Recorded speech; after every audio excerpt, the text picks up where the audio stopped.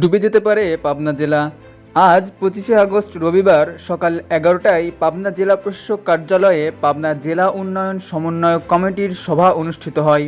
এ সময় ভারপ্রাপ্ত পাবনা জেলা প্রশাসক জাহাঙ্গীর আলম বলেছেন, খবর পাওয়া গেছে ফারাক্কা ও তিস্তার বাঁধ খুলে দেওয়ার সম্ভাবনা রয়েছে। দুটি বাঁধ ছেড়ে দিলে পাবনা সহ দেশে বড় ধরনের বন্যা হওয়ার সম্ভাবনা রয়েছে। কাজেই আমাদের যার যার জায়গা থেকে সকল বিভাগকে সতর্ক থাকতে হবে, জনসচেতনতা বাড়াতে হবে, বন্যা মোকাবেলায় প্রয়োজনীয় সকল প্রস্তুতি নিয়ে রাখতে হবে। সভা সূত্রে জানা যায়, পাবনায় পদ্মা ও যমুনা নদীর পানি বিপদসীমার অনেক নিচে রয়েছে। অতিবৃষ্টি হওয়ায় জলাবদ্ধতা হতে পারে। জলাবদ্ধতায় মানুষ যাতে সমস্যায় না থাকে সে ব্যাপারে আমাদের সচেতন থাকতে হবে। সকল ওয়েব পোর্টাল আপডেট রাখতে হবে।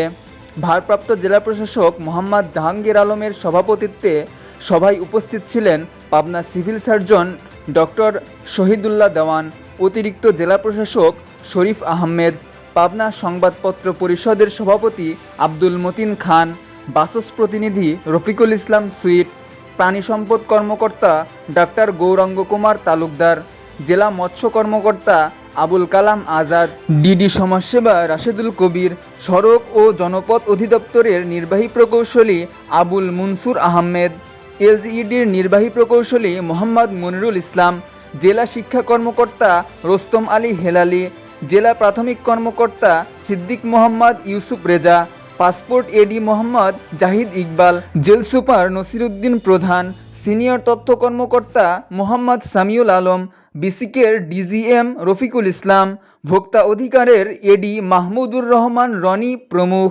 বন্যায় আতঙ্কিত না হয়ে আগাম প্রস্তুতি নিয়ে রাখার আহ্বান জানান তারা।